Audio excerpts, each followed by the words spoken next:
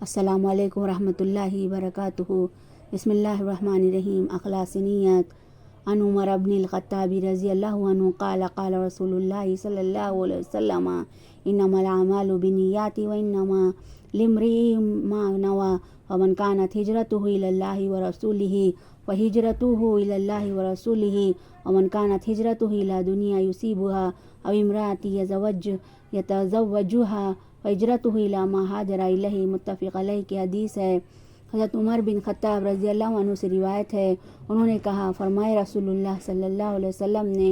اعمال کا دار و مدار صرف نیت پر ہے۔ آدمی کو وہی کچھ ملے گا جس کی اس نے نیت کی ہوگی۔ تو مثلا جس نے اللہ اور رسول کے لیے ہجرت کی ہوگی اسی کی ہجرت واقعی ہجرت ہوگی، اور جس کی ہجرت دنیا حاصل کرنے کے لیے یا کسی عورت سے شادی کرنے کے لیے ہوگی تو اس کی ہجرت دنیا کے لیے عورت کے لیے ہی شمار ہوگی۔ یہ حدیث اصلاح و تربیت کے باب کی نہایت اہم حدیث ہے۔ حضور صلی اللہ علیہ وسلم کے ارشاد کا مطلب یہ ہے کہ نیک عمل کا دار و مدار نیت پر ہے۔ اگر نیت ٹھیک ہے تو اس کا ثواب ملے گا، ورنہ نہیں ملے گا۔ کوئی عمل چاہے وہ دیکھنے میں نیک ہو،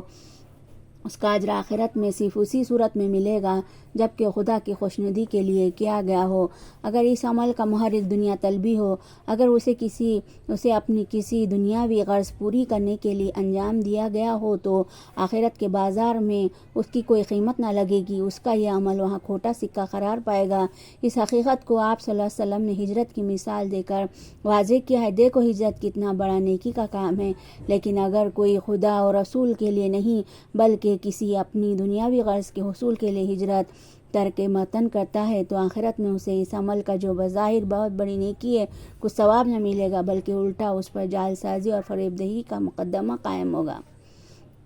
عن ابی ہریرہ رضی اللہ عنہ قال قال رسول اللہ صلی اللہ علیہ وسلم ان اللہ لا ينظر الى صورکم واموالکم ولکن ينظر الى قلوبکم واعمالکم۔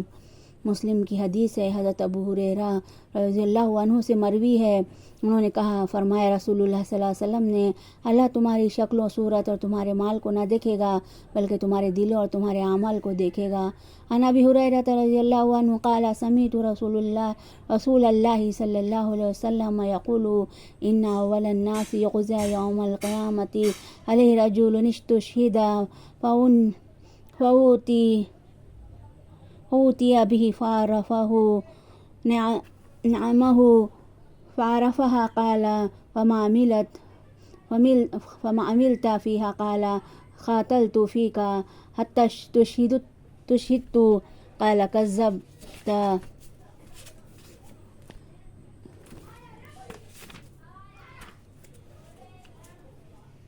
ولكنك قاتلت لأن يقال جريء فقد قيل ثم أمر به فسحب على وجهه حتى ألقي في النار ورجل تعلم العلم وعلمه قرأ القرآن فأوتي به فعرفه نعمه فعرف قال فما عملت فيها قال تعلمت العلم وعلمته وقرأت فيك القرآن قال كذبت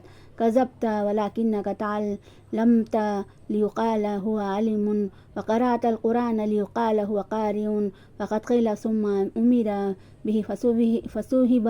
على وجهه حتى ألقي في النار ورجل وسع الله عليه وآتاه من أصناف المال فأوتي به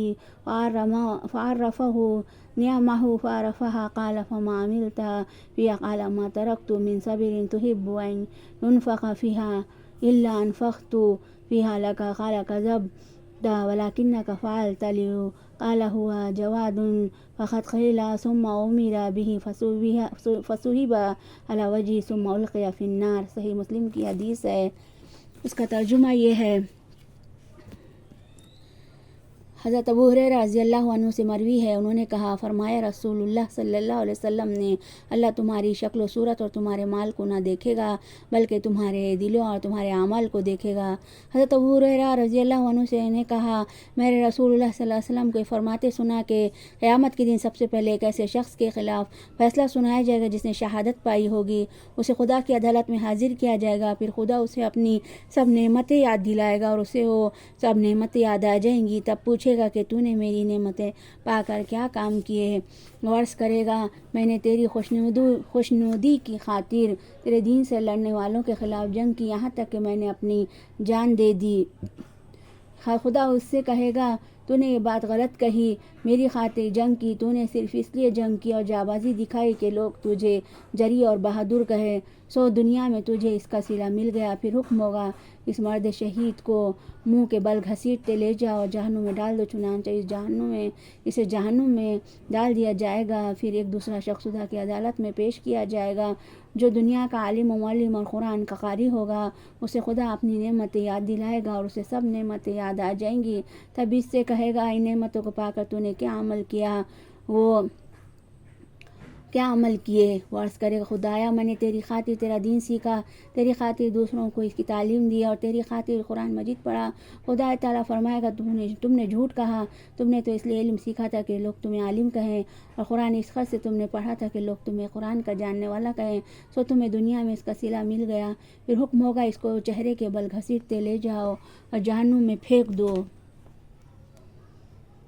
چنانچہ اسے گھسیٹتے ہوئے لے جا کر جہنم میں پھینک دیا جائے گا۔ اور تیسرا آدمی وہ ہوگا جس کو اللہ نے دنیا میں کشادگی بخشی تھی اور ہر قسم کی دولت سے نوازا تھا، ایسے شخص کو خدا کی جانب میں حاضر کیا جائے گا اور اسے اپنی سب نعمتیں بتا دے گا اور وہ ساری نعمتوں کو جان لے گا اور اقرار کرے گا ہاں یہ سب نعمتیں اسے دی گئی تھی۔ تب اس سے اس کا رب پوچھے گا میری نعمتوں کو پا کر تو نے کیا کام کیے؟ وہ جواب میں عرض کرے گا جن جن مدات میں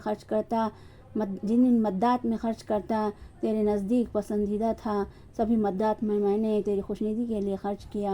اللہ تعالیٰ فرمائے گا جھوٹ کہا تو نے سارا مال اس لیے لٹایا تھا کہ لوگ تجھے سخی کہے، تو یہ لقب تجھے دنیا میں مل گیا۔ پھر حکم ہوگا اس کو چہرے کے بل گھسیٹتے ہوئے لے جاؤ اور آگ میں ڈال دو، چنانچہ اسے لے جا کر آگ میں ڈال دیا جائے گا۔